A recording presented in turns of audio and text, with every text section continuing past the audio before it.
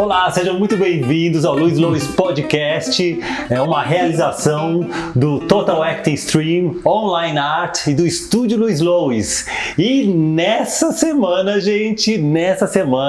eu trouxe uma pessoa aqui que vocês vão amar. Bom, o currículo dele, eu preciso até de uma ajuda aqui, ó.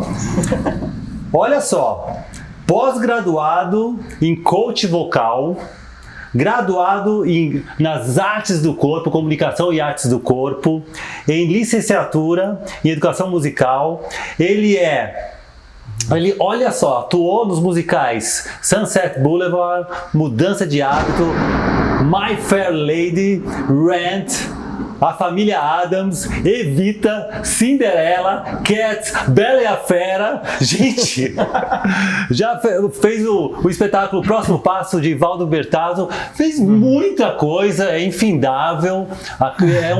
Ele tem também um talento pedagógico muito grande, ele ensina, é preparador vocal.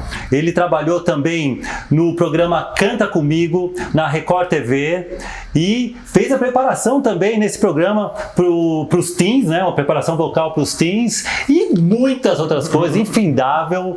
Nick Vila Maior. Seja muito bem-vindo, Nick.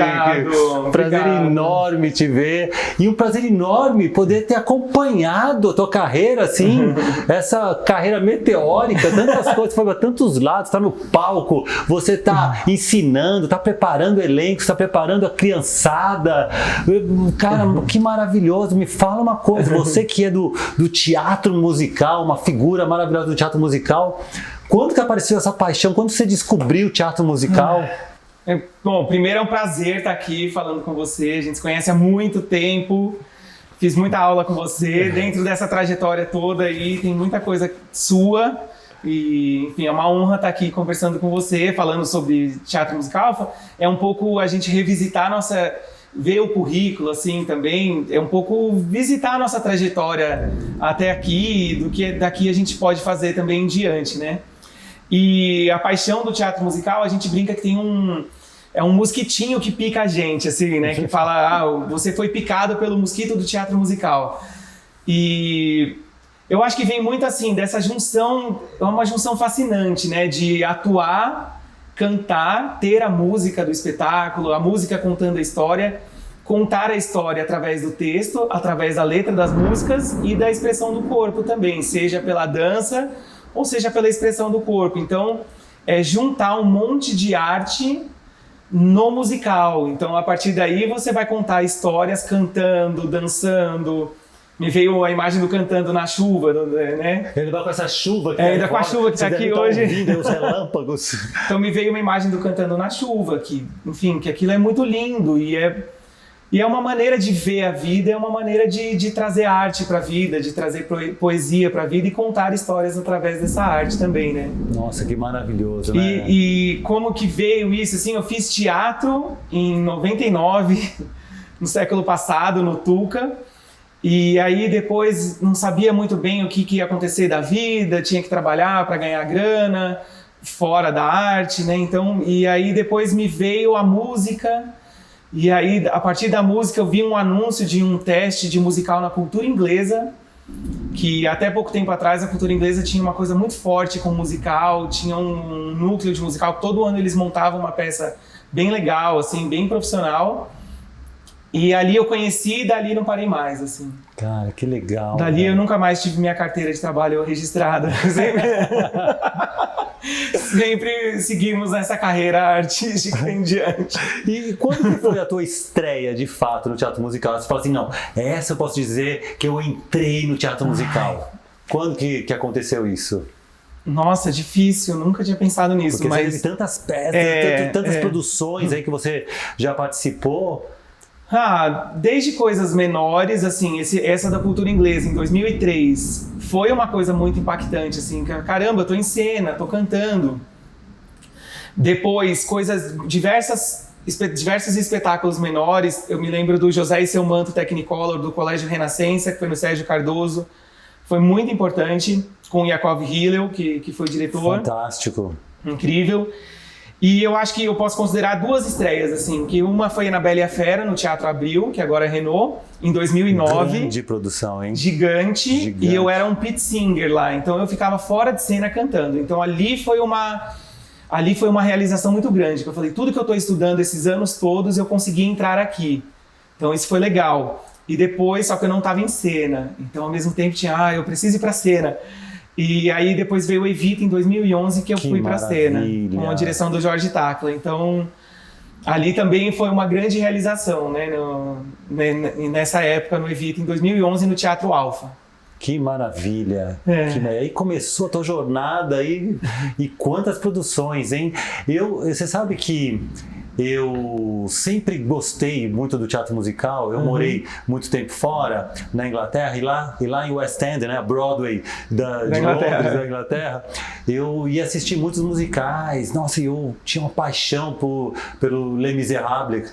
E quando eu assisti umas 3 vezes lá, e quando eu voltei para o Brasil, depois de um tempinho, eu voltei em 97, aí começou esse movimento até das franquias da Broadway aqui, né? Chegando aqui, veio Rent, veio várias peças aí. O próprio Os Miseráveis, em 2001. Que veio, né, nesse momento.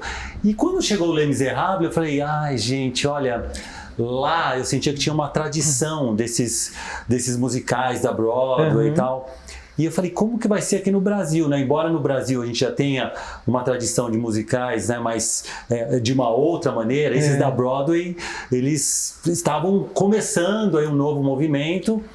E eu falei, como é que vai ser o elenco, né? Encontrar essas pessoas preparadas para essa missão.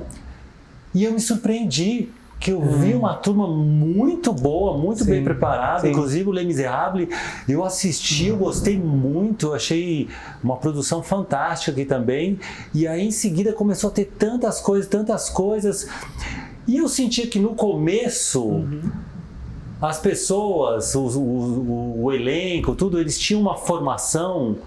Muitos deles tinham essa formação de fora, internacional, de outros lugares. E agora eu vejo que não é necessário você ir para fora. Lógico, quando você vai para fora, você tem experiências novas, mas hoje a gente tem profissionais muito bons aqui nessa área, inclusive você, né? Mas tem formação também, tem escolas, né, que preparam já desde da infância, adolescência. Como que você sente que é essa formação agora aqui no Brasil? Você que é professor de escolas aí conceituadas. Nossa, você falando, muita coisa me veio na cabeça, assim, muita. Desde lá atrás, que realmente, assim, vieram nessa virada do século ali, né? Em 99, que foi o Rent. Isso. 2001, que foi Os Miseráveis no Teatro Abril, que ali meio começou um movimento de vir um musical atrás do outro, né? Até no próprio Teatro Abril da Time for Fun. Mas você citou também que antes tinha os musicais, né? Então a gente já teve também My Fair Lady lá atrás, teve Jesus Cristo Superstar com Paulo Altran, quer dizer, não Jesus Cristo Superstar, mas Paulo Altran, My Fair Lady com Bibi Ferreira, com tantos artistas que vieram antes, né? Até Cláudia Raia, que também já veio ali do final dos anos 80. Foi. E a Cláudia Raia fez também uma abertura com o Tuca Andrada também, com o Fala Bela também, que foi... O Beijo da Mulher-Aranha. O Beijo da Mulher-Aranha. Foi também nessa época ali. E essa virada foi muito, muito importante, né? Para esse caminho, para essa indústria de teatro musical, né? Que é arte, mas também é um trabalho, assim, é uma indústria, gira a economia, então, e movimenta, sustenta muito artista, muito técnico, né? E aí, vindo da formação dessas pessoas, que antigamente a gente vinha, por exemplo, eu vim mais da música. E aí eu entrei no teatro musical através da música. Muitos vieram através da dança, outros através do teatro. Isso. Então, antigamente a gente tinha formação muito em uma coisa só. E aí ia pegando suplementos no meio do caminho. E aí você corre atrás, né? Então eu vou correr atrás de dança, vou fazer sapateado, vou fazer balé, vou fazer jazz, fazer um monte de coisa. Ou então um ator vai fazer aula de canto, ou um bailarino vai cantar, vai atuar. Então é você tentar se preencher o máximo de conhecimento, de experiência. Vai preenchendo as lacunas para poder fazer. Mas hoje em dia a gente tem, e aí também como essa geração ela foi crescendo e foi também dando aula, se tornando professores, então tem essa preocupação em hoje você não vai cantar somente por cantar. tem uma letra ali, tem uma história que você está contando, né? Então, o ensinar hoje teatro musical tá muito nisso, assim, de você sempre pensar em tudo, pensar na atuação, pensar no canto, tem que acertar a nota, tem que afinar, mas você tem que falar bem o texto, né? Você tem que passar emoção, sentimento, contar bem a história, isso é muito importante. Eu brinco até assim, que até um parabéns a você não pode cantar parabéns, é um parabéns a você, parabéns, né? Que você tá dando parabéns para uma pessoa, assim, tem uma verdade no parabéns a você também, né? Então, e você tem que cantar afinado. Então isso, porque às vezes a gente tinha também muito isso, assim, canta muito. Isso é uma discussão antiga de arte também, né? Mas canta muito, mas não passa emoção. Enfim, isso é uma coisa de arte que vem lá atrás. Exatamente. Também de dançar com a alma das bailarinas ou dança com técnica dos bailarinos. E tem uma coisa, Nick, nessa época, 2000 e pouco, 2002, 2003, eu fui dar uma oficina, acho que foi, eu não lembro onde que foi, acho que foi no Mazzaropi, aqui em São Paulo. Para quem está escutando aí, para quem está vendo a gente, foi em São Paulo. E no primeiro dia, eu fui lá, cheguei lá na oficina e tal. Quando eu entrei na sala, só tinha artistas do teatro musical, do Les Misérables, toda essa turma lá para fazer curso de mímica comigo. E eu falei, nossa, interessante, eu quero ver como que é essa turma aí, deixa eu ver como é que é essa turma. E uma turma muito preparada, com uma disciplina muito interessante. Eu vejo, né, nessas produções, mas eu vejo o elenco, eles vêm com uma sede mesmo de aprendizado, de treinamento. E realmente é uma área que precisa investir no treinamento. E eu vejo que eles estão sempre fazendo cursos, né? Eu vejo como é importante numa produção de teatro musical a parte corporal, a interpretação, né? Logicamente a parte vocal, figurino, iluminação, todo o contexto, né? Toda a produção. Mas os artistas, eles investem muito no treinamento. Você sente isso, né? Sim, muito, muito. Tem que investir muito no treinamento mesmo, assim, aquilo que a gente estava falando, para você ficar o mais completo possível, né? Então, é correr atrás, é você também tentar olhar que lacunas que faltam em mim, né? Então, eu preciso ir atrás de dança, eu preciso me expressar melhor corporalmente, eu preciso cantar melhor, eu preciso ampliar minha extensão vocal, eu preciso atuar melhor também. E é a gente se reconhecer e tentar descobrir, assim, que lacuna eu preciso preencher. E dessa época, é interessante você falar isso da galera do Lemis, né? Tinha muita gente ali no Lemis, nos Miseráveis, em 2001, aqui em São Paulo, no Teatro Abril, que veio de Brasília. Então, veio uma turma muito boa de Brasília com o maestro Marconi Araújo, que foi o maestro do espetáculo, o diretor musical. E então veio uma galera muito, assim, muito preparada, cantando muito, atuando muito. Então, e aí, provavelmente, eles foram atrás também de cobrir lacunas, né, que tinham cada um na sua história, cada um na sua trajetória. Quem fez curso comigo foi a Alessandra Maestrini, fez comigo. Que e ela fez. Fantástica, também no Rent ela fazia já tantas mímicas lá no meio, acho que tinha uma coisa com a mímica. E a mímica, engraçado, foi assistir uma produção em West End há alguns anos, do Matilda. Sim. Aí eu assisti lá. E foi muito interessante.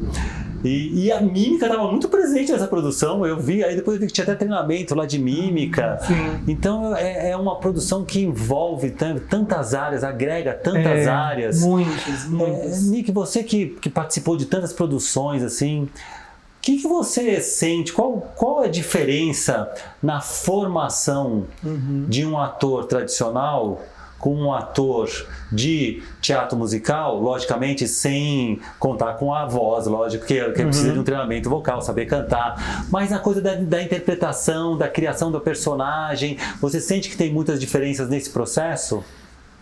Sim e não. Não porque, assim, a gente também costuma falar, é teatro, é musical, mas é teatro. Você vai cantar, mas é um texto, então ali tudo tá te movendo de sentimento, de construir imagens para poder contar essa história. E aí eu digo que sim e não, e o sim que é diferente, porque não é a mesma coisa você contar uma história cantando e contar uma história falando. Então tem uma linguagem específica ali no musical, que é uma questão de prática, de conhecimento, de aulas, de estar com um diretor, com um professor de canto, que saiba interpretação também, que é importante. Mas é essa união mesmo de atuar e cantar. Eu acho que tem essa diferença, mas a gente tem que levar em conta que é teatro. Você sabe que eu vejo uma coisa que me lembra muito a mímica na questão, porque tem uma frase do Jean-Louis Barrault que ele fala assim: abandone o naturalismo, mas continue verdadeiro. E é lógico, quando você canta, você tem uma conversa cantando, logicamente que você não está no naturalismo. Você abandonou o naturalismo. Mas é importante como tem que ser verdadeiro também, não pode perder essa verdade. Quando eu vejo, por exemplo, aquela canção, né, aquela reza do Les Misérables, né, quando o Jean Valjean, ele canta... Cara, na batalha. Sim, o Bringing Home, né? Nossa, eu choro quando escuto aquela música, com aquela emoção. Vira e mexe, eu vejo na internet, pego no YouTube para ver de novo e sempre me emociona com a verdade. Sim. E, logicamente, não é um naturalismo, né? Ele sai do naturalismo. Eu acho que talvez isso que seja difícil para o ator, que a gente vê um certo vício por causa de, sei lá, da própria formação, de um naturalismo, e aí você tem que se desprender disso, se expressar de outra maneira, mas não pode perder a verdade, né? E não pode perder o natural, que é a verdade, né? Que é você tá contando, ali nesse caso que você citou, assim, é quase uma reza ali. Então, você sai um pouco, né, você sai do naturalismo, mas tem que manter muita verdade ali no que você está fazendo. E isso chega na plateia, que aí a gente já parte para aquela coisa que não é tão palpável, assim, mas isso vai chegar nas pessoas, né? Com emoção, do jeito, ou conduzindo pela música, ou pela voz, ou por qualquer outra ligação que a gente não conhece. Com certeza. E hoje tem muitas escolas aqui, né? Tem escolas que hoje dá para fazer uma formação em teatro musical aqui no Brasil, legal. Você tem essa necessidade de ir para fora ou não? Não tem, assim. Claro que lá fora eles têm esse conhecimento de muito tempo, né, de muitas décadas. Aqui ainda é um pouco mais recente. Apesar da nossa formação artística aqui e muito importante como ator, ou como músico, ou como cantor, ou enfim, a cultura em geral, vindo de toda a cultura do Brasil mesmo, assim, né? Então, que a gente pode ter essa formação nos alimentando dessa cultura. Mas, especificamente para o teatro musical... a gente tem muitas escolas e tem muito curso técnico também. Agora estou pensando se tem superior, se tem faculdade que eu posso chamar de faculdade de teatro musical, mas eu acho que não, porque a gente tem os cursos superiores de teatro, né? Ou na ECA, Unicamp, CELELEN, enfim, tem vários lugares que você se forma ator, mas não é ator de teatro musical. Então, muitos cursos técnicos existem e existiram. Então, sei lá, teve um curso técnico no SESI que era muito bom. Sim, eu lembro. Só que parou agora, parou de um tempo para cá. Mas era uma formação muito boa, muito completa. Tinha a coordenação do Miguel Falabella, sim, sim. Tem uma escola que tem um curso técnico que chama Voz em Cena, o Team Broadway. Também tem um curso técnico. E por outro lado, também tem os cursos livres que você vai tendo contato com a área, vai se formando, vai acrescentando na sua formação, na sua bagagem. Tem às vezes tem uma discussão assim, é melhor eu buscar cada área separada? Então, às vezes também pode ser um caminho, sabe? Você pegar o teatro, você vai fazer aula de canto e aí você vai juntando as coisas. Tem essa opção também, de você ter uma base fazendo curso de artes cênicas e tendo esses complementos, fazendo trabalho de dança, trabalho de canto, né, de maneira complementar. Normalmente o teatro é uma base muito importante, né? Muito assim, porque a atuação, às vezes você canta muito bem e aí na hora de atuar não vai tão bem, assim. Então, a atuação é uma coisa que é muito importante, muito. Tudo é importante, mas a atuação é muito importante mesmo. Me fala uma coisa, por exemplo, cara, eu percebo que a produção, o que me encanta é a organização e a magnitude de uma produção de teatro musical. Sim. Porque a gente vê que tem Cara, é uma logística interessante. Por exemplo, até para não acontecer erros na parte técnica, né? Você tem aparelhos duplos para que caso um dê problema, o outro já pega em seguida. Até 2 microfones. Às vezes, depende da produção. Elenco geralmente é grande, figurino, cenário, viaja muito. Sim. Então, assim, como você falou, envolve, né, muito emprego, envolve muito investimento. E nesse momento da pandemia, que foi um momento que foi muito afetado, né? Como todos nós, né? Mas a gente vê outras áreas que conseguiram, né, ter uma flexibilidade.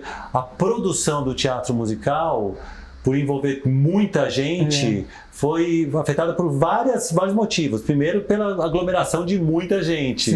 Pela questão do dinheiro, captação de recursos. Aqui no Brasil mesmo a gente teve esse problema também com a Lei Rouanet, que baixou o teto para 1 milhão e as produções de teatro musical... Você não monta. Né? Você não consegue montar. Você que está envolvido aí, o que você sentiu assim... agora, tem uma luz no fim do túnel agora? Tá tendo um movimento aí otimista para isso? Sim, eu acho que tem. E isso até é uma coisa assim que para as próximas gerações é para eles virem muito com isso, assim, sabe? De que a gente vai valorizar a cultura, a gente tem que valorizar muito a cultura do Brasil e a cultura de musical para contar nossas histórias, para contar as histórias de fora também. Que trazem coisas interessantes para a gente desenvolver histórias aqui nossas, né, do Brasil, histórias do nosso povo também. Bom, você falou também da organização, né, do musical. Isso é uma disciplina muito grande, assim, e para tudo funcionar, isso foi uma coisa que veio de fora e a gente acabou assimilando isso, e isso é muito importante para o musical.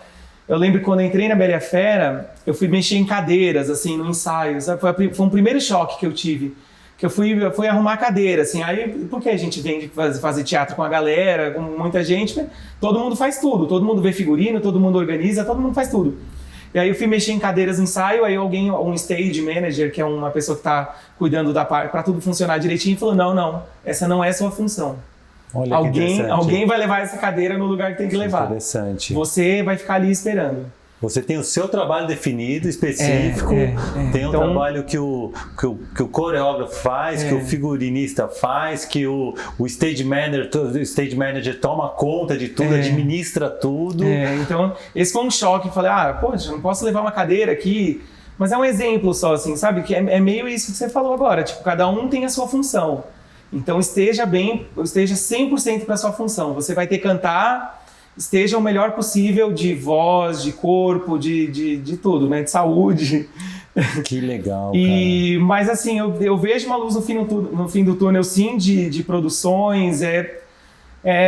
Torcer para a gente se recuperar logo dessa pandemia, que ainda estamos aqui nesse momento que a gente está gravando. A gente ainda está atravessando, estamos entrando no 3º ano de pandemia, né? Que, nossa, eu lembrei ontem, até falei, nossa, no começo da pandemia, em algum momento eu devo ter falado, não, a gente vai ficar 2 semanas paradinho e depois a gente volta, nossa, né? Eu pensava assim. Vamos começou em março de 2020, eu tive que fechar a minha escola e falar, não, mas daqui 2 semaninhas acho que vai voltar, daqui um mês volta, daqui 2 meses, Então estamos no 3º ano já, então, e vai saber quantos serão. Esperamos que sair logo disso, mas pensando nessa saída, pensando em melhorar a situação do país como um todo, na situação econômica do país, para que a gente volte a ter um melhor poder de consumo, melhor para a gente poder consumir cultura também, Exatamente. Né? E me diz uma coisa, agora uma curiosidade, uma provocação, assim.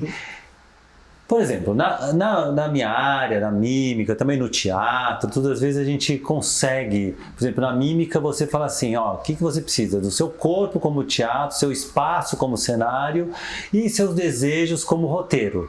Né? Então você pode entrar numa caixa preta, num espaço vazio, sem nada, e criar seu espetáculo. Sim. A mímica, ela tem essa facilidade. E no teatro musical, você consegue montar um espetáculo numa caixa preta, sem nada, com uma produção baixíssima? Consegue. Eu acho que sim. Ai, que bom. Consegue, não precisamos dos milhões todos, assim, né? Eu acho que consegue, sim. Não tem essa regra, assim. O musical tem muito isso da linguagem, do grandioso, do encantamento. Então tem o Miss Saigon que desce um helicóptero no palco, né? Meu Deus, A Bela e a Fera que vem aquele castelo gigante que vem assim, em direção da plateia. Meu Deus, é maravilhoso. Então o Cinderela, aquela troca de, ou até no Frozen, agora aquela troca de vestido você nem vê, assim, como que trocou de repente. Então o teatro musical tem muito desse encantamento, dessa magia, né? Que é muito bonito ver. Mas ao mesmo tempo, tem um professor, o Paulo Brito, ele fala assim, que às vezes um musical emociona tanto quanto alguém num bar tocando violão e cantando, assim. Também tem esse poder, né, da arte da emoção. Mas, e sim, é uma boa ideia isso. De repente montar um musical pequeno, numa caixa preta, eu vejo que com mímica. Eu vejo que as escolas, elas se viram, né? Porque as escolas, elas fazem com o que tem, né? Lógico, porque o foco é outro, de aprendizado e tal. Mas eu já vi a apresentação de muitas escolas aqui de São Paulo. Sim. E é impressionante, porque fica até bem profissional. A gente vê assim os cenários, os figurinos e vai usando a criatividade. E com a criatividade também a gente consegue suprir né, a falta de muitas outras coisas. Isso é muito intrínseco nessa linguagem do musical, né? Que vem o figurino conta a história também, o cenário conta a história, como o teatro também, né? A música conta a história, às vezes é só um instrumental da música. Também ali o compositor está pensando no que ele quer dizer com aquele instrumental. Tem até no Netflix um espetáculo de um cara chamado Bo Burnham, que tem a Inside, que ele faz, não é musical, mas é tudo dentro do quarto dele, assim, então é ele sozinho, ele tocando, ele é um gênio, assim, é muito legal de ver. E voltando ao teatro musical, assim, a gente consegue fazer coisas menores, mas o teatro musical tem uma particularidade que, como tá rolando a música ali, tem uma coisa ligada ao som. Então, se você vai fazer um musical no teatro, você tem que equilibrar aquele som de alguém tocando ou da banda. Se tiver uma banda, como que eu vou conseguir que minha voz chegue na plateia? Se tiver uma bateria ali do meu lado. Exatamente. Então tem essa questão técnica do microfone. Então o musical tem essa particularidade que você precisa de um microfone para ser ouvido. Claro que tem a ópera, né? Quanta que tem os cantores. Olha só, gente, coisa que o público vai assistir e nem se dá conta dessa logística que tem. E na ópera não tem o microfone, mas também ali é uma outra linguagem, um outro preparo dos cantores. E no teatro musical, às vezes vai ter uma banda no palco, e aí como que eu vou chegar nas pessoas? Então, e isso é um custo elevadíssimo, assim, sempre em produções o som é um custo muito alto. Cara, olha só. E o interesse que tem nas crianças, né, Nick? Sim. Cara, eu fico bobo de ver tanta criança indo para as escolas de teatro musical. A minha filha mesmo, Sim. né? Minha filha também se apaixonou. E aí eu acompanhava pela minha filha indo nas escolas, apresentações. E eu via a quantidade de gente. E você, que é o querido das criançadas aí, que dá aula, prepara, né, as crianças, dá aula aí das crianças. Como que o treinamento para esse universo dos adolescentes, também dos menores, dos pequenininhos, né? Também. Primeiro, um beijo para minhas crianças, que eu amo muito, para os adolescentes e adultos também. Eles já vêm com uma responsabilidade grande, assim. Eu até brinco muito com as mães. Falo assim, nossa, no meu tempo eu não tinha tanto compromisso como vocês têm hoje. Essas crianças, era assim mesmo. Eu lembro que eu jogava bola, jogava videogame, às vezes fazia algum outro esporte, mas as crianças hoje, elas têm muito... Acho que é um pouco da sociedade hoje em dia também, assim, tem muito compromisso. Então eles têm aula de canto, têm aula de dança, têm aula de teatro. E isso é bom, pensando num futuro artístico para eles, pensando como uma profissão no futuro. Isso é muito bom, porque eles vão chegar com 18, 19, 20 anos muito preparados, muito. E tem uma coisa legal, né, Nick? Porque até mesmo se não quiser seguir como profissão, o que aprende, uma desenvoltura, o canto, esse contato com a arte, como soma com a educação. Muito, muito. Isso é o principal de tudo, né, no final das contas. Tudo que você vai levar da arte para a vida, né? Tudo que você vai aprender no convívio em grupo, nas relações interpessoais que você vai ter ali. Sou professor na Hebraica, e aí tava o Dan Stubach, que a filha dele tava se apresentando. E aí eu fui lá depois falar com ele, falei, eu quero falar com ele, né? Que é um ídolo, assim, então... E aí ele falou assim, e minha filha se comportou bem, assim, ele falou assim, pra mim não interessa muito ela em cena, pra mim me interessa mais ela na relação com as pessoas, foi tudo bem? Legal. Achei muito legal, né, e vindo dele, que é um atorzaço, assim, e esse pensamento pra criança, né, do que ela tá levando dali das relações com os outros, se ouvir o outro, ver o nosso limite aqui, fala o que eu vou fazer para superar esse limite, para superar uma dificuldade. E uma coisa muito legal que acontece quando você estuda o teatro musical, que eu senti que para a criançada é muito legal, que você tem que saber fazer o coro. Porque você começa por aí.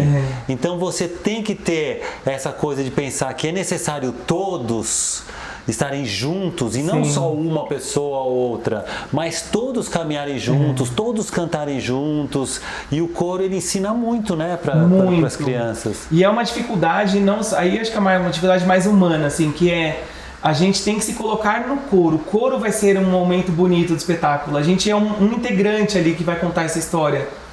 Porque a gente tem isso, né? Eu quero ser o protagonista. Exatamente. Eu quero brilhar o tempo todo, mas a gente brilha também no coro, então isso é muito importante. Isso para arte, independente de qual estilo, de qual gênero queira seguir, isso é fundamental, né? Porque tem uma coisa que é a obra. A obra é importante e você está lá a serviço daquela obra e muitas vezes você está servindo para que um outro brilhe, mas é necessário que você doe, né, a tua participação para isso. O seu brilho também, né? O seu brilho. O brilho de tudo isso crescer. Para arte, porque a arte, o ator, a atriz precisam ser doadores. Então é um ensino muito legal. E tem isso, né, da gente querer ser protagonista. Então para as crianças também é um desafio muito grande, assim, de falar, olha, você vai fazer coro aqui e é muito importante esse coro que você está fazendo também. Lá na frente, ou no próximo, você vai fazer um protagonista. Depois você pode voltar para o coro novamente, não tem problema, não é ruim. Exatamente. E me fala uma coisa, a coisa do treinamento vocal. Agora eu vou para a tua área aí, direto do treinamento vocal. Que é impressionante, né? O trabalho vocal desses artistas. E a gente vê que tem uma metodologia que se tornou meio que referência nesse meio, que é a questão da técnica do belting. Sim.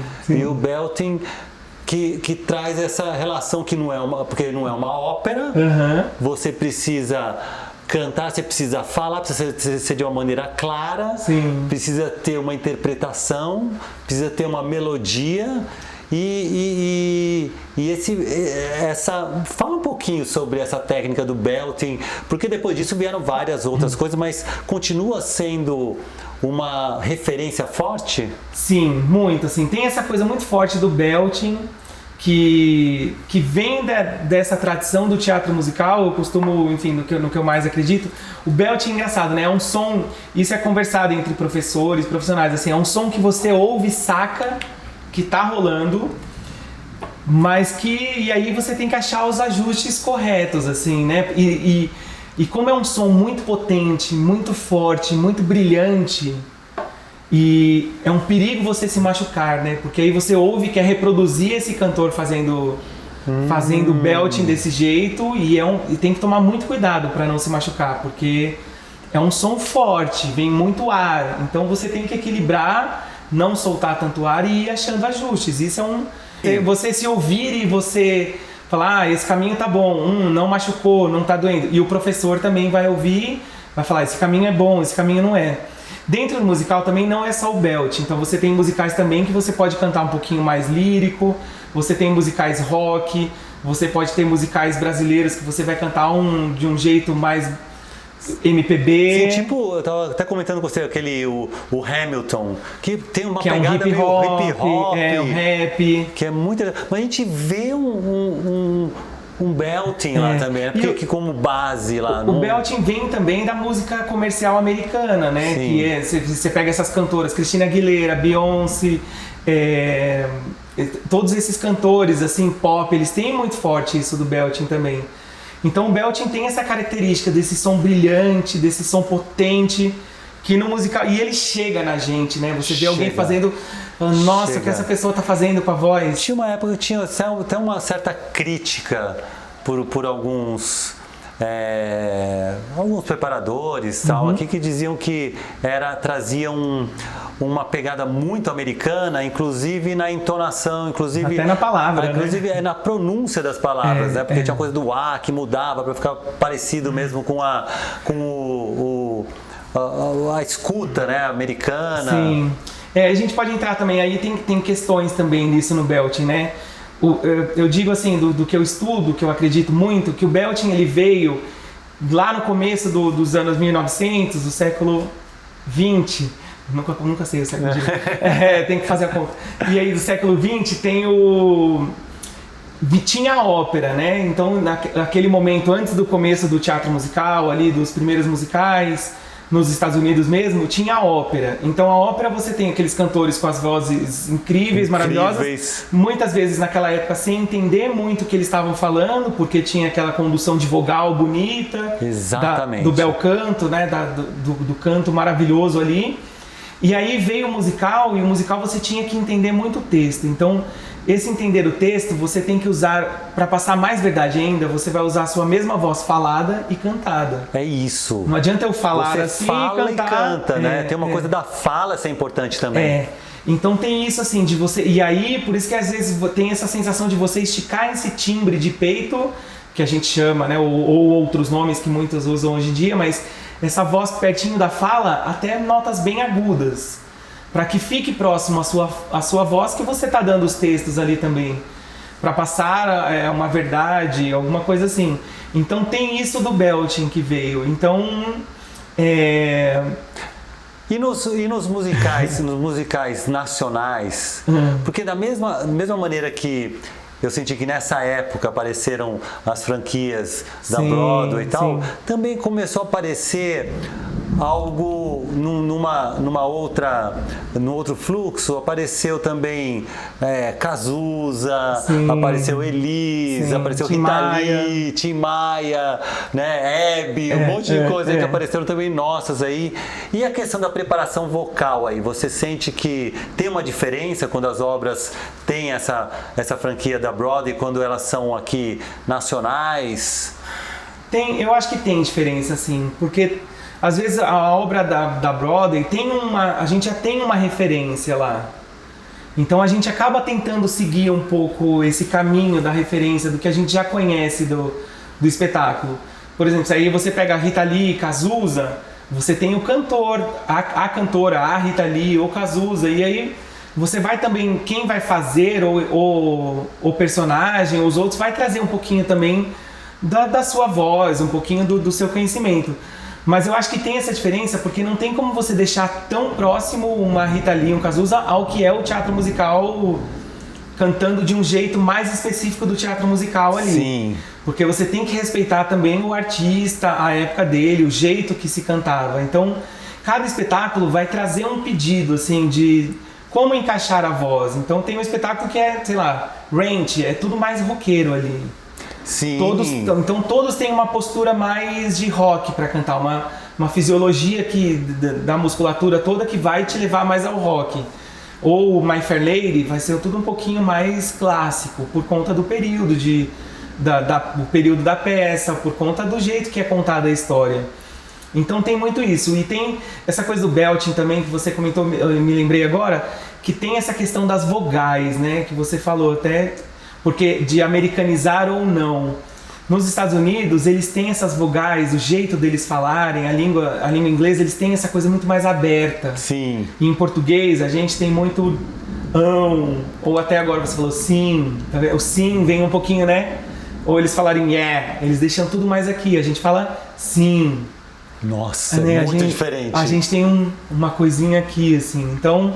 E aí, por isso que às vezes acontece isso também, você abre um pouquinho a vogal, mas você não pode mudar a palavra, né, do que você está falando. Você não pode abrir tanto que você vai prejudicar a palavra que você está dizendo, que aí não vai ter a verdade num texto, né? Sei lá, se eu ficar... Tem nos Miseráveis, que muita gente cantava isso, assim, até um clássico da galera de teatro musical, que é: eu giro em volta dele, desse amor que não tem fé, que não tem fim. Mas aí em português se eu vou falar, gira em volta dele, desse amor que não tem fim. Nossa. A voz vai para um outro lugar, né? Vai ficar aqui dentro. Então você tem que deixar um fim, você tem que trazer um pouquinho mais para frente. Deixa num outro ressonador, num outro ponto. Mas para manter a palavra, mas não pode ser também fém, porque seria mais legal falar fém, né? Porque você deixa a sua voz ali nessa estética. Entendi. Da música. Nossa, foi um exemplo perfeito. Exemplo perfeito. Isso é um clássico, assim, da galera dos musicais, de ouvir já alguém... Mas porque você passa por esse processo mesmo. Você vai falar, abre a vogal, deixa a vogal aberta, porque aí você vai achando um trilho para sua voz, um caminho para sua voz. Que legal, que legal. E quando você tá pegando uma pessoa para dar essa orientação, né? Quais as dicas que você dá para... Porque eu falo isso porque assim, é diferente quando você vai aprender, vai fazer uma aula de canto, por exemplo, eu já fiz aulas de canto, tudo, e eu vejo quando, por exemplo, a minha filha, né, assisto as suas aulas, né, eu vejo que tem uma pegada diferente. E eu deixo claro isso assim para quem está assistindo. Vou fazer uma aula de canto, então eu vou aula de canto popular, então eu vou trabalhando a melodia, vou trabalhando a letra, tal. Quando você vai trabalhar com teatro musical, a coisa da interpretação, da sua atitude, ela entra de uma maneira mais forte. Ela, não mais forte, mas ela é mais iluminada nesse ensino. Fala, não, olha, você está falando isso para uma pessoa. Sim, você precisa convencer essa pessoa. Então você tem que cantar convencendo. Então, aí que eu acho que tem um caminho que bate muito com o caminho do ator, da atriz. Muito. Né? Você sente, lógico, você que é professor... Sim, tem muito isso mesmo, assim. Você tem que sempre manter isso junto, né? O canto com o texto. Mas eu sempre me refiro a Elis Regina, assim, que era uma intérprete de MPB e que ela trazia muito isso, né? Muito. A interpretação dela. A interpretação dela, assim, você entende fantástica. tudo que ela fala. Olha que exemplo ótimo que você está dando. Então, assim, você vê, é MPB, mas ela tem muito isso dessa linguagem de interpretar a música, né? Enfim, por isso é Elis também. Mas muitas cantou, como muitas outras cantoras. Então, tem que levar muito isso em conta. Num contato assim com o aluno, acho que uma das primeiras coisas é você tentar entender como é que é a voz dessa pessoa, onde você pode ir, onde que é o ouro dessa voz, né? Tipo, onde que é essa pessoa, onde que esse aluno, essa aluna se sente mais confortável. Então, explorar também esse lugar. E aí, onde que falta ali, o que falta para chegar, onde ela quer chegar, onde o professor também acha que... Então, é um turbilhão ali de uma relação de professor e aluno, ou então também, como é que essa pessoa me entende? Se eu falar através de imagem, ou eu tenho que sacar que essa pessoa, que esse aluno, essa aluna vai entender porque eu tenho que falar fisiologicamente, então eu tenho que trazer uma sensação concreta. Então tem esse desafio do professor com o aluno mesmo, assim, de você tentar... Você tem que... É uma relação ali que você constrói que... ela me entende mais se eu falar desse jeito.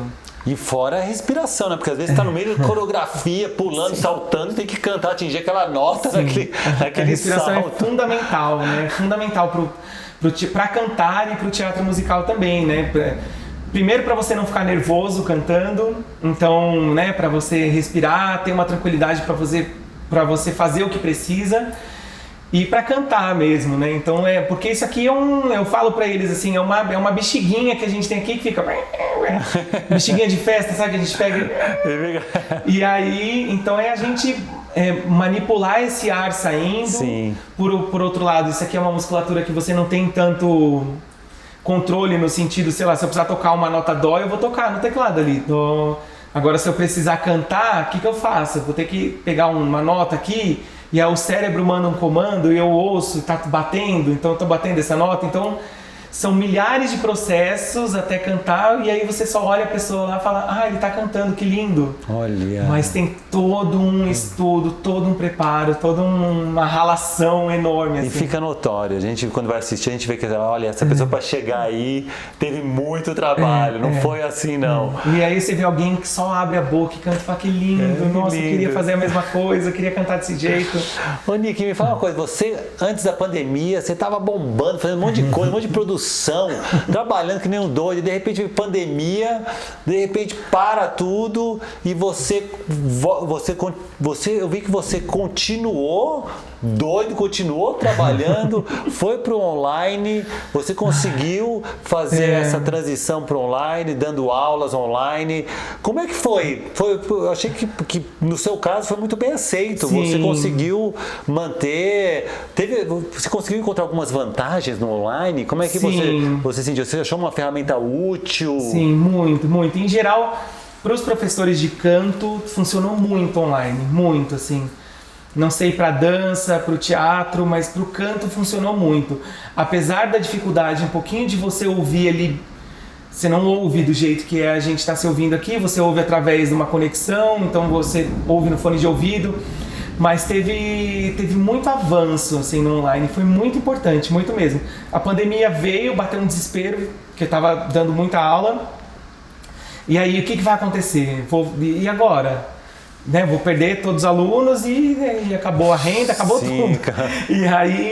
Mas aí começou a falar, vamos para online, e começou a funcionar muito. Eu prefiro o presencial, né, mas o online funciona muito, e acabou, como funcionou bem, acabou tendo isso também de, hoje em dia a gente tem mais facilidade de aceitar um online. Se eu quiser fazer com um professor da Broadway, essas vantagens, né? Porque também ficou mais acessível você ter contato com esses mestres. E a gente também, ou o professor ou o aluno, se adaptou muito nisso. Então, a minha escuta como professor, ela mudou ali um pouco. Então, é uma atenção, e até cansa mais no online por isso, né? Porque você tem que ter uma atenção muito maior ao aluno. Então, assim, o seu ouvido está muito mais ligado do que você está aqui no ambiente e falar, não, eu tô te ouvindo aqui, tô sabendo que a voz tá certa, ou que a voz não tá bem colocada, ou tá. No online você redobra essa atenção para ter essa percepção. Mas funcionou muito, assim, foi muito, muito vantajoso. Muito e você mesmo. sente que, por exemplo, no começo eu senti que o online, para muitos profissionais de teatro, bom, enfim, de todas as profissões, apareceu esse recurso como um quebra-galho. Mas no decorrer do caminho começou a virar algo, para muitos até protagonista, algo que fala assim, não, isso veio para ficar. Muitos até trocaram o presencial pelo online, falaram, não, agora eu não volto para o presencial, vou ficar aqui no online. Você sente que é um quebra-galho ou você sente que veio para ficar mesmo? Não, veio para ficar. Eu acho que veio para ficar. Tem muita gente que quer ficar no online, mesmo assim, às vezes questão de deslocamento, sabe? De não se adaptar bem. Vai pegar trânsito, não vai, ou a família, enfim, acha, ou no caso das crianças, assim, não tem como levar, ou tem, enfim. O online veio para ficar mesmo, ele rendeu muito, sabe? Teve isso, no começo foi meio, vamos aqui no online, vamos ficar um tempinho, depois a gente volta. Mas a gente viu que tem muita evolução, assim, os alunos evoluíram muito no online, muito mesmo, assim. Entendi. Porque você não perder essa prática, né? Então, e lembrar também que é uma musculatura, né? Toda a estrutura fisiológica da voz é uma musculatura, então é você manter essa musculatura trabalhando, que faz parte do seu corpo. Então, que nem eu parar de fazer bíceps, depois eu vou voltar e aí vai ficar, eu vou estar enferrujado. Com certeza. Ou parar de correr, voltar a correr, eu vou... E você que tem essa voz, você tem esse agudo que vai pra onde? Me fala uma coisa, como que é seu treinamento? Você tem uma rotina de treinamento? Tenho. Eu dou muita aula, né? Então, assim... Isso já é um treinamento. É um treinamento, mas também, por outro lado, eu canto com muita criança, canto com muita menina. Então, eu acabo cantando em regiões que não é da minha voz. Então, eu vou cantar com uma menina, então eu vou cantar numa voz... Você sobe lá em cima. Então, acaba fugindo um pouco do que eu canto. Mas eu tenho que ter uma rotina de treinamento, sim. Porque eu não posso parar. Mas isso é uma questão também... Tem que ter uma disciplina. Tem. Porque isso é uma questão, assim, eu sou um professor e eu sou um artista também. Mas o meu trabalho como professor me desgasta muito a voz, por falar muito, por estar ali com os alunos, mas eu tenho que manter essa voz boa, saudável, para o meu trabalho como artista, cantando também. Então, para quem tá assistindo a gente aí e fala assim, eu tô querendo começar agora no teatro musical, não tenho muita experiência, sim. né? Que o propósito aqui desse podcast aqui, Nick, é da gente conversar muito de arte, da gente falar, né, de treinamentos, falar de várias áreas, né? A gente fala sobre mímica, palhaço, teatro, cinema, teatro musical, o que a gente chama de atuação total. Sim. E o propósito é da pessoa que está assistindo a gente conseguir aproveitar, aprender, não só no palco, como para a vida. Mas para as pessoas que têm o interesse agora de, eu quero fazer teatro musical, não sei por onde começar, o que é necessário, o que você orienta? Quais são suas dicas aí para essa turma que está perdida, não sabe por onde começar? A primeira coisa, assim, é pesquisar bastante. Eu sempre me refiro assim, eu me lembro, hoje em dia tem muita coisa na internet, né? Então você tem YouTube que você consegue ver muita coisa, muita gente falando sobre essa linguagem, falando sobre musical. Eu até brinco às vezes que no meu tempo eu já fui no Centro Cultural aqui em São Paulo atrás de partitura, ou atrás de ouvir coisas, assim, porque eu não tinha internet do jeito que ela é hoje, né? Então ia lá, vai na biblioteca, vê se tem a partitura, vai na CD-teca, audioteca, não lembro como chamava, e aí ouvir alguma obra, alguma coisa assim. Então hoje em dia as coisas são mais acessíveis, facilidade, né? Hoje a gente vê tudo, né? Ou então tinha que ir atrás dos livros ali também, né? Vai na biblioteca ver o livro.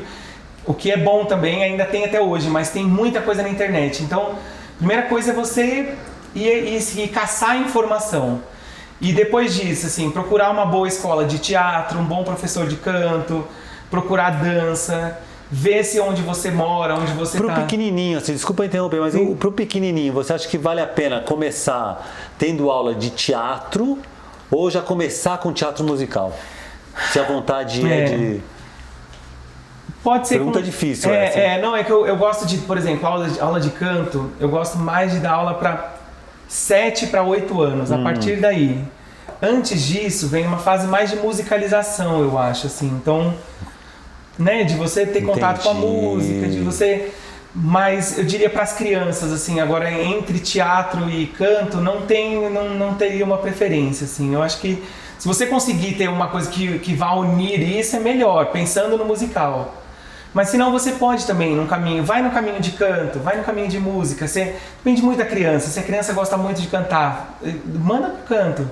Se a criança gosta muito de atuar, vai pro teatro e depois... Seguir mesmo esses desejos, seja o que está apontando. E depois vai tentando juntar. E aí tem os cursos também, os cursos livres, que eles fazem muito isso, né? Então, nas escolas de teatro musical, tem as turmas que você consegue... Você vai fazer uma aula de teatro e logo em seguida uma de canto.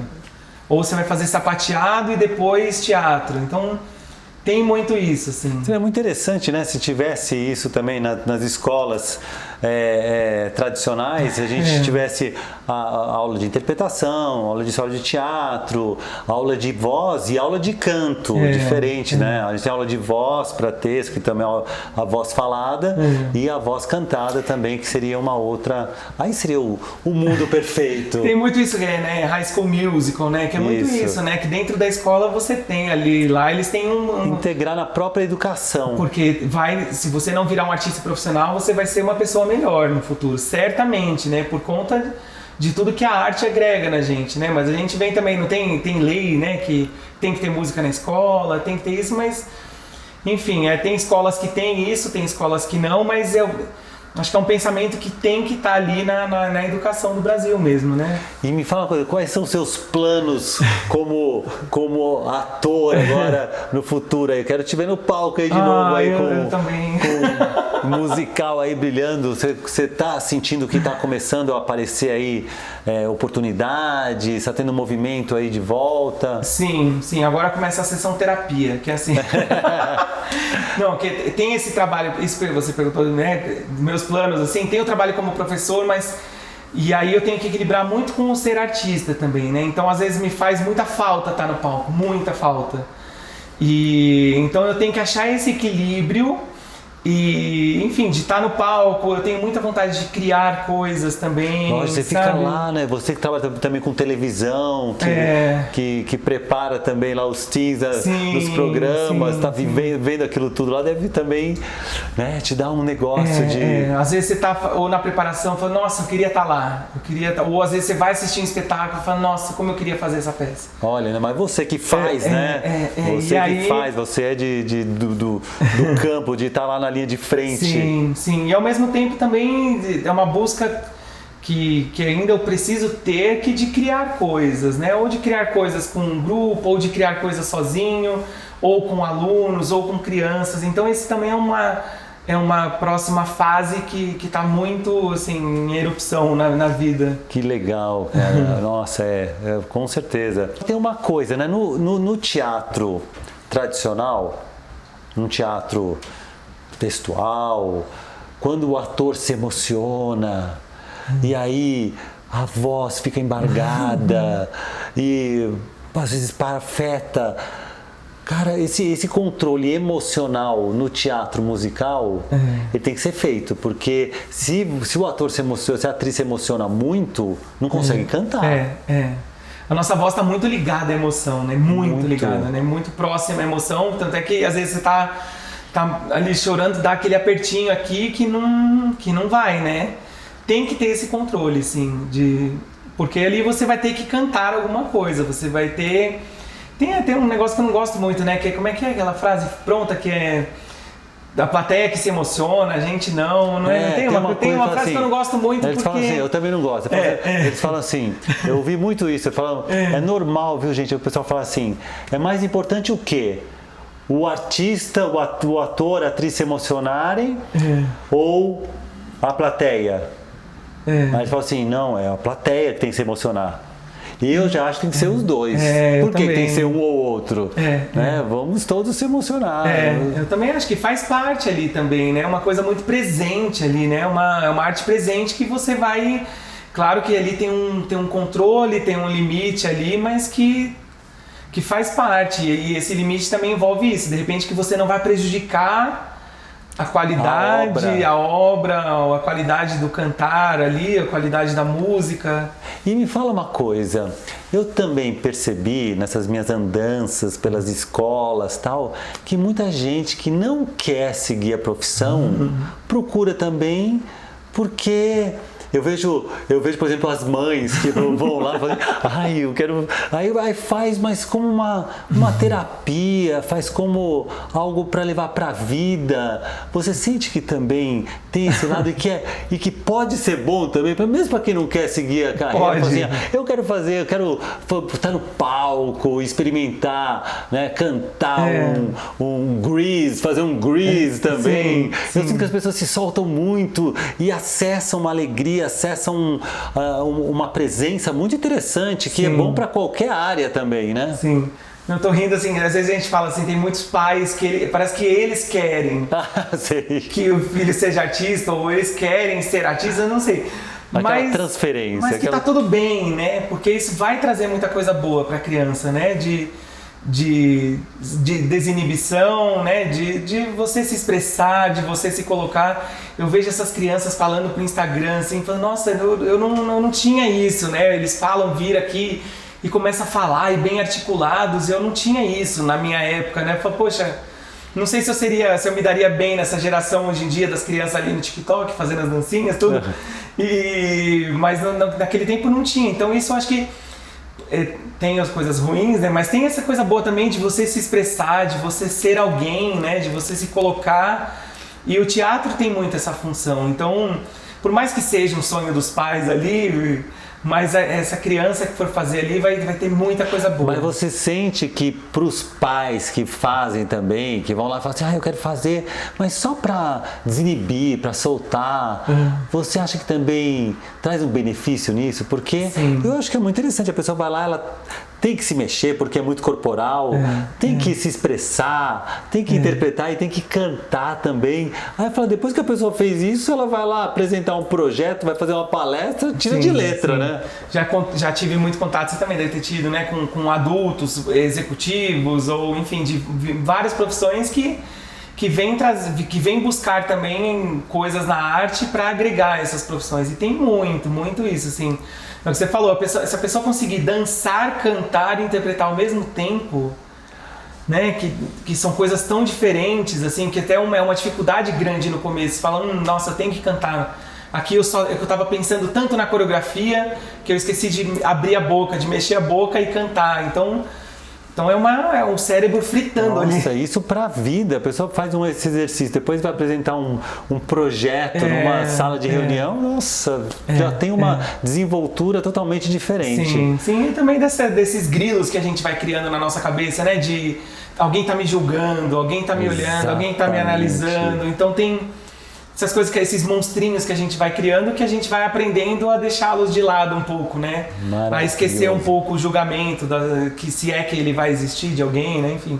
E Nick, me fala uma coisa, pra quem quer te achar, onde que te procura? Onde você tá? Você tá no Instagram, você tá no Twitter, LinkedIn, eu amo TikTok, Twitter. Conta aí onde que você tá. Eu amo o Twitter, mas eu não posto nada lá, mas eu amo, é o que eu mais gosto hoje em dia. Mas mas o Instagram é mais nosso cartão de visita hoje em dia. Todo mundo tem que ter Instagram. Se você é um médico, tem que ter. Se você é um professor de canto, um artista, um pedreiro, qualquer profissão, você vai ter que ter o seu Instagram, que vai falar, aqui é o meu trabalho, né? É o nosso cartão de visita hoje. Então tem o meu Instagram, que é Nick Villamaior. Enfim, nessas redes todas é esse meu contato. Ah, legal. Dá pra me achar lá, enfim, pra dar aula, pra conversar. Se quiser, se alguém assistir, quiser só falar, você falou isso, que eu não sei o que, concordo ou não concordo, ou mandar qualquer coisa. Manda comentário, gente. Ó. Pode me achar em qualquer lugar, a gente conversa. Você fala assim, você conhece um professor de canto aqui em sei lá onde? Que maravilha. E agora, né, gente, com online, você pode ter aula com ele em qualquer lugar. Sim. Você tá lá na Austrália, tá valendo aí. Nick está presente. Sim. Nick, prazer enorme. Nossa, já acabou? Que maravilha. Pois é, Carol voou, nem percebi também. Nunca mais. Cara, que prazer. Muito bom. O prazer é então, meu. gente, vocês que curtiram, que acompanharam, não esqueçam, eu sempre esqueço de falar isso, vou falar agora. Vocês precisam, se inscrevam no canal. Verdade. Compartilhem. Tem o sininho também? Olha, bata o dedo no curtir, vai curtindo aí. E sininho, todas aquelas coisas. Mas compartilhe aí para todos os apaixonados pela arte. Valeu? Até a próxima. Obrigado, Até. gente.